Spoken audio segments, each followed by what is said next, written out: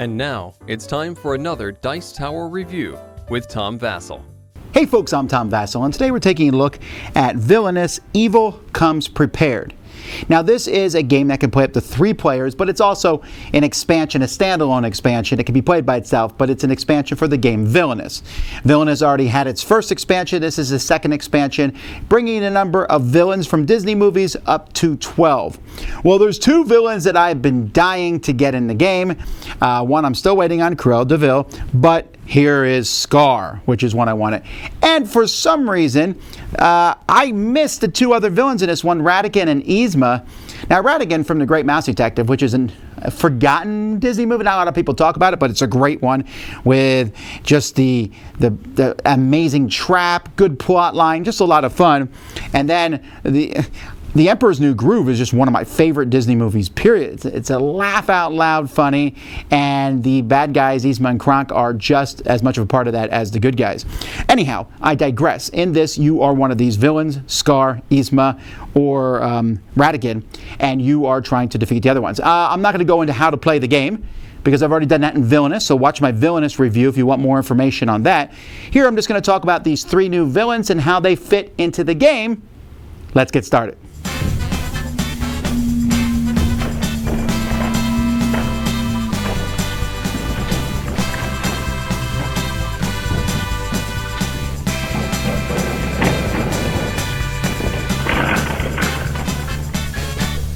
So let's take a look at Yzma first, one of my favorites. I love the Emperor's New Groove. There's her figure there. And Yzma's objective is to defeat Kuzco using Kronk. So Kronk is like the main focus of this deck. He's one of your cards. However, he's not discarded when he's used to defeat a hero, which is useful. But whenever he moves, you will put a power on him. And when there's 3 or more power on him, then he becomes a hero, which is not good because you need to win, you need to destroy Kuzco using Kronk. So now there are ways to reduce the power on Kronk and or find him, get rid of all the power and put him back in your hand, because once he's a hero, it's going to be hard to get him back. You're going to have to either defeat him or use the right-hand man here card to get him back. Another thing about Yzma is the Fate deck is split into 4 decks here.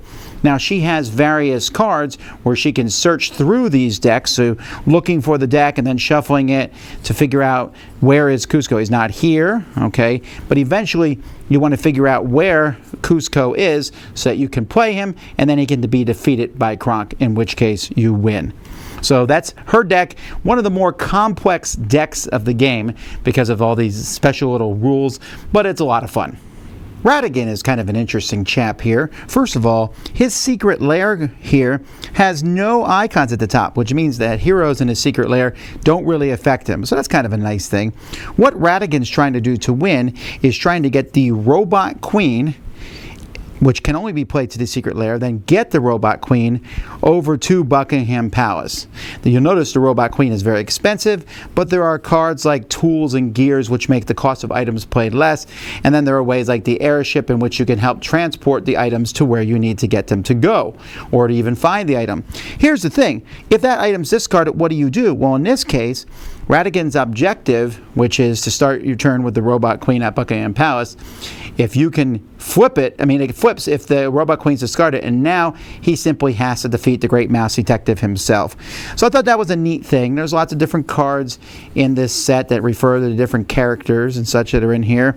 And we got the Mouse Queen. If she's around, then you can't win with the Robot Queen. You got to defeat the Mouse Queen to take her out. And then the various characters that are in here. And so, including the Great Mouse Detective, who is one of the ways. But first goal, so Ratigan has 2 goals. First goal is to get that Robot Queen out. If that does not happen, then this is a secondary goal. So that's kind of neat. Again, maybe a little more complex than the heroes in the basic set, but I still like this, and it certainly follows the plot of the movie. I should also mention he has one of my favorite figures of the game. I just really like this cloak and hat type thing. I've always thought that these tokens are neat, but this is one of the cooler ones. Scar also has a great looking model here. Scar, one of my favorite villains of all time, has lots of hyenas in his deck, and the hyenas all lots of hyenas will get effects off of each other, and then there are cards that let you move the hyenas around. And Scar is all about destruction. So Scar is trying to kill the heroes or take them out. And once Scar takes out Mufasa, and by the way, there are ways for Scar to find Mufasa in case he doesn't show up, because once Scar defeats Mufasa, he puts him in a succession pile, and he needs to get 15 strength in that succession pile. So if he gets Mufasa and then takes out Simba, that's 11. Now a lot of the other heroes are smaller, so they're not as useful, but once you get rid of these or add strength to people, the prophecy and such, Scar is all about getting those hyenas out on the table, taking out the heroes and putting them in his pile. Once he gets 15 there, then Scar will win. Scar is one of the more direct villains. I mean, that's a very simplistic thing to do, and he has these cards to help him find Mufasa. And again, I love the look of the cards here, and just really brings in that whole "Be prepared." Oh, what a great song that is. And so that Stampede. Lion King has some very strong visual memories, and this deck definitely brings them to life.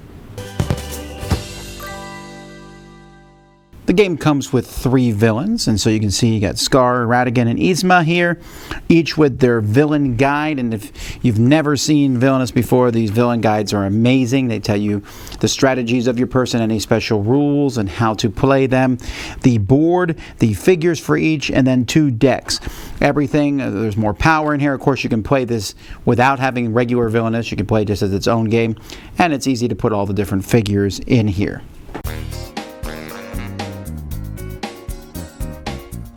Now, I'm definitely biased because of the 12 villains that are in total. These 3 are in my top 5 of them, just based on the movies themselves. So I'm biased towards that. Gameplay-wise, they feel different for sure. I mean, they did that by having them each have these unique objectives, which I found to be very interesting. I think of the 3, Yzma is the hardest to play, because your enemies are going to be constantly making Kronk run to their side, and you got to get him back. Ratigan is maybe the most, Scar is the most direct, also the most evil, right? Because your goal is just, the heroes aren't so much of a nuisance. Like in most of the villains, the heroes are a nuisance. Scar is out to take the heroes out. That is his whole goal. I guess the Ursula does that too. But either way, I just find this to be very thematic, each of these decks, and yet they feel unique and different, which is cool, and they mix with the other decks fairly well. I mean, I'm sure they're going to make more Villainous expansions out there, because we still have not seen Cruella de Vil. But this one works really well. This one I like this better than the first expansion, actually. But again, I'm definitely biased by the characters that are in this one. But overall, Villainous just keeps trucking along well.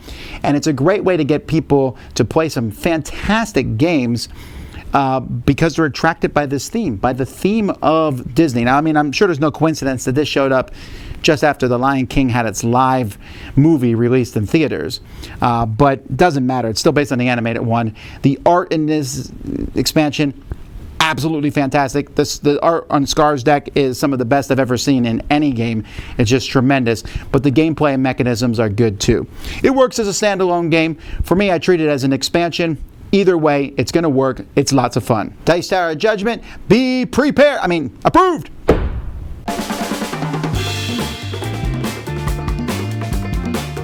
Thanks so much for watching another Dice Tower video. If you enjoy our videos, subscribe to the channel for more fun, comprehensive board game coverage.